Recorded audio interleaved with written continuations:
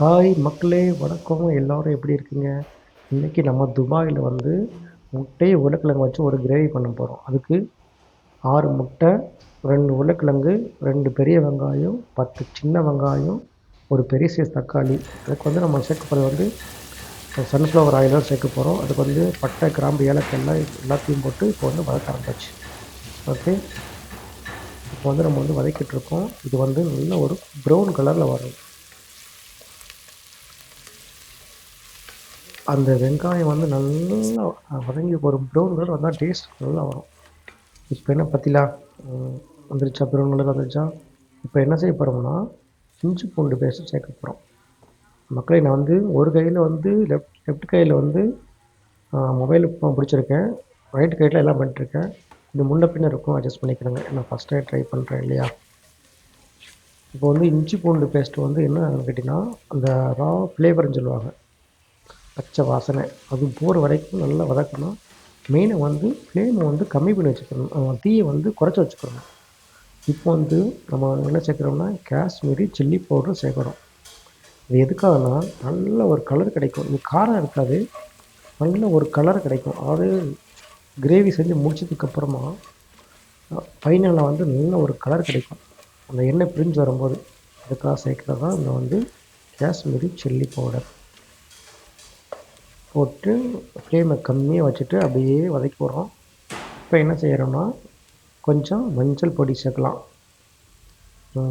சும்மா ஒரு ஒரு லைட்டாக தான், டீஸ்பூன்லாம் கிடையாது, ஒரு குத்து மதிப்பாக தான் வரும். மஞ்சள் பொடி சேர்த்துட்டு அதையும் போட்டு நல்லா எண்ணெயிலேயே வதக்கி விட்ருவோம். நல்லா பாருங்கள், நல்லா எண்ணெயிலே வதக்குறோமா?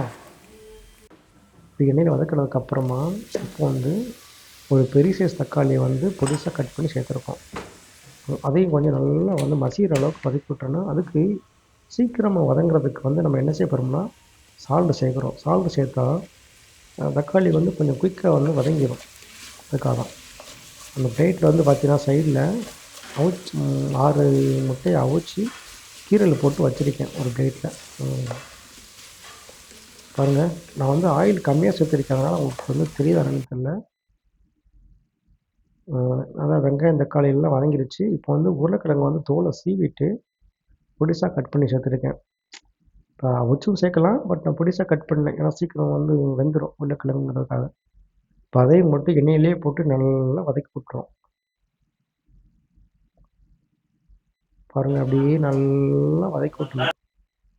வதக்கி விட்டதுக்கப்புறமா இப்போ வந்து ஆச்சி குழம்பு மிளகாய்த்தூள் வந்து ஒரு ஒரு ஒரு ஸ்பூன் சேர்க்கணும்னு வச்சுக்கோங்க. அதாவது டீஸ்பூன் கிடையாது, கொஞ்சம் பெரிய ஸ்பூனு தான். அதில் வந்து 1 சேர்த்துக்கிறேன். அடுத்து வந்து இப்போ சேர்க்குறது வந்து காரத்துக்கான மிளகாப்பொடி. இது நமக்கு எவ்வளோ காரம் தேவையோ அதுக்கு தகுந்த மாதிரி நம்ம வந்து மிளகாப்பொடி சேர்த்துக்கிறோம். இது வந்து நல்ல காரமாக இருக்கணும் வச்சுருக்குது, லைட்டாக தான் சேர்த்துருக்கேன். இதையும் போட்டு ஃப்ளேமை கம்மியாக நல்லா வதக்கி விட்டுட்டு, அதுக்கப்புறமா 100 ml தயிர் சேர்க்குறோம். எப்போவும் தேங்காய் சேர்ப்போம், இப்போ சூடு அதிகமாக இருக்கிறதுனால தயிர் சேர்த்துருக்கேன். இதை வந்து ஃப்ளேமை கம்மி பண்ணி வச்சுக்கிட்டு தான் வதக்கணும், ஏன்னா அப்படியே ஒரு மாதிரியாக திரிஞ்சு போயிடும். ஃப்ளேம் அதிகமாகிடுச்சுன்னா திரிஞ்சு போயிடும். ஆனால் வந்து ஃப்ளேமை கம்மி பண்ணி வச்சுட்டு, இல்லை ஃப்ளேம் ஆஃப் பண்ணிட்டு கூட சேர்த்துக்கலாம், அது ஒன்றும் ப்ராப்ளம் வராது. பாருங்கள், ரொம்ப லோ ஃப்ளேமில் வச்சு நல்லா மிக்ஸ் பண்ணி விட்டுட்டேன். பாருங்கள், திரிஞ்சே வரல, நல்லா மிக்ஸ் ஆகிடுச்சு, நல்லா கோட் ஆகிடுச்சு எல்லாத்தோடும். இந்த தயிர் வந்து எல்லாத்தோடும் கோட் ஆகிடுச்சு. இப்போ வந்து நான் வந்து சுடுதண்ணி தாங்க ஊற்றிருக்கேன். நான் உங்கள்கிட்ட வீடியோவில் காட்ட முடியல. ஒரு பாத்திரத்தில் சுடுதண்ணியை வந்து வச்சுருந்தேன் ஸ்டார்டிங்லேயே, அதை தான் ஊற்றிருக்கேன். ஏன்னா சுடுதண்ணி ஊற்றினா தான் சீக்கிரம் ரெடி ஆகும் நமக்கு. சுடுதண்ணி ஊற்றி ஒரு கரெக்டாக ஒரு 8 நிமிஷம் வரைக்கும் மூடி போட்டு வச்சுருந்தேன். அதெல்லாம் வீடியோவில் காட்ட முடியல. பாருங்கள், இப்போ தண்ணி கொஞ்சம் நல்லா சுண்டி வந்துருச்சு. இப்போ என்ன செய்ய போகிறோம் கேட்டிங்கன்னா, இந்த அவிச்சு வச்சுருக்கோம் முட்டை, அது கீரல் போட்டு தான் வச்சுருக்கேன். அதை வந்து நம்ம வந்து இப்போ சேர்க்கணும். இப்போ வந்து ஒவ்வொரு முட்டையாக வந்து அப்படியே மெதுவாக சேர்த்துக்கிடலாம். இதை சேர்த்துட்டு கொஞ்சம் நல்லா கிளறி விட்டுருணும். அந்த முட்டையில் வந்து மசாலா ஏறணும், அந்தளவுக்கு வந்து ஃப்ளேம் வந்து ஒரு மீடியம்லேயே வச்சுக்கலாம், ஹையில் அடி தேவையில்லை, மீடியம் வச்சுக்கலாம். வச்சுட்டு நல்லா கிண்டி விட்டுட்டு, இப்போ வந்து ஒரு 3லேருந்து 5 நிமிஷம் வரைக்கும் மூடி போட்டு வைக்கணும். நான் மூடி போட்டு வைக்கல, வீடியோ எடுக்கிறத. இப்போ ஃபைனலாக நம்ம என்ன சேர்க்க போகிறோம் கேட்டிங்கன்னா, மிளகு பொடி, பெப்பர். இதை சேர்த்துக்கிறோம். இதை சேர்த்ததுக்கப்புறமா டோட்டலாக பார்த்தீங்கன்னா கலர் சேஞ்ச் ஆகும். அப்படியே மிளகு பொடி போட்டுட்டு அடுத்து ஒரு 2 மினிட் தான். இதை செய்கிறதுக்கு ரொம்ப நேரம் ஆகாது. மேக்ஸிமம் ஒரு 20 நிமிஷம் செஞ்சு முடிச்சிடலாம். எல்லாம் ரெடியாக கட் பண்ணி வச்சுருந்தோம்னா 20 மினிட்ல முடிச்சிடலாம். இப்போ பாருங்கள் எல்லாம் ரெடி ஆகிடுச்சு பாருங்கள். ஃபைனல் ஸ்டேஜுக்கு வந்துருச்சு. எண்ணெய் பிரிஞ்சு வந்துருச்சு. இப்போ வந்து கொத்தமல்லி வாங்க மறந்துட்டேன். அதனால் வந்து கருவேப்பிலை 2 மட்டும் நிறையா இருந்தது. அதை பொடிசாக கட் பண்ணி தூவி விட்டுருக்கேன். பாருங்கள் நல்லா கலர்ஃபுல்லாக இருக்குது பார்த்தீங்களா.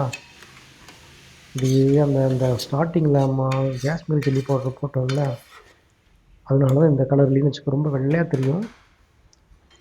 ஃபைனலாக நம்ம வந்து துபாயில் வந்து முட்டை குழம்பு ரெடி பண்ணியாச்சு. மக்களே, ஃபஸ்ட்டு டைம் ட்ரை பண்ணியிருக்கேன். நீங்கள் தான் சப்போர்ட் பண்ணணும். சப்ஸ்கிரைப் பண்ணுங்கள்.